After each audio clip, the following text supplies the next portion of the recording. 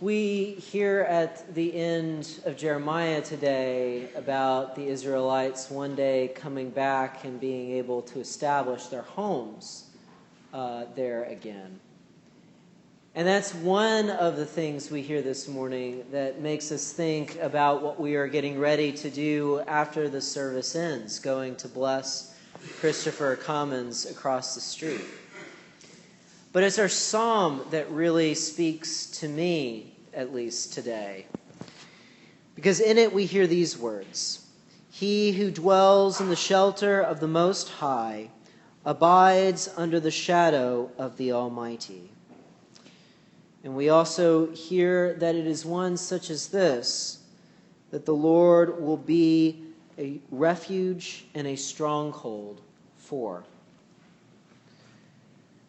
And this psalm seems very appropriate today because we are blessing Christopher Commons, because we're blessing a house, a refuge, a stronghold for us in this church to use from now and henceforth. Blessing is an important part of what we do.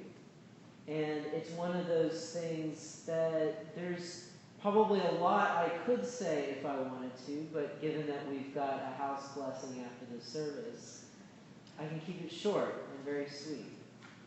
Because blessing involves this.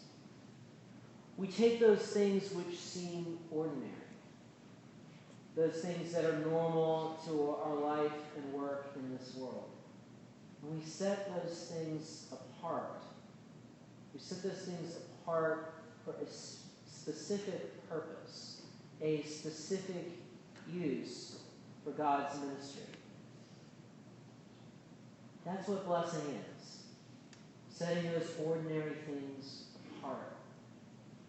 It's a reminder to us that God is always there, even in what seems like the most mundane things in our lives. God is always there. God is there to guide and protect us, as the psalm says, even when it doesn't always seem that God is present in our lives. Even when, as for Lazarus in our gospel this morning, we don't really see that presence, and we don't really know what all it is that God has done for us to guide us and protect us until years and years later on our journey. These are the things that blessing reminds us of. Whether we do it for a home, whether we do it for prayer, whether we do it in the church for our worship service, it's a reminder that God is always present for us. And our response to that, as the song tells us, is equally as important. Our psalm this morning ends with telling God that we will show God our salvation. We will show God our salvation. How beautiful those words are. And they remind us that in blessing, in remembering what God is working for us and in us, when we realize it and when we don't, showing that salvation is showing that same love and protection that God has for us, to one another, and to all of those in the world. So my hope as we celebrate this occasion today, as we get ready to bless Christopher Commons, we will keep these things in mind.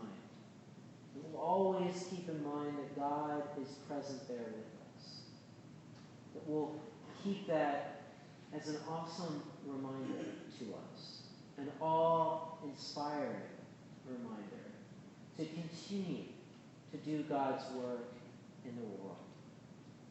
My hope is that we will always remember that God is ever present with us, and that our call and response for all of our blessings is to continue to show that same love God has for us to one another, and to all those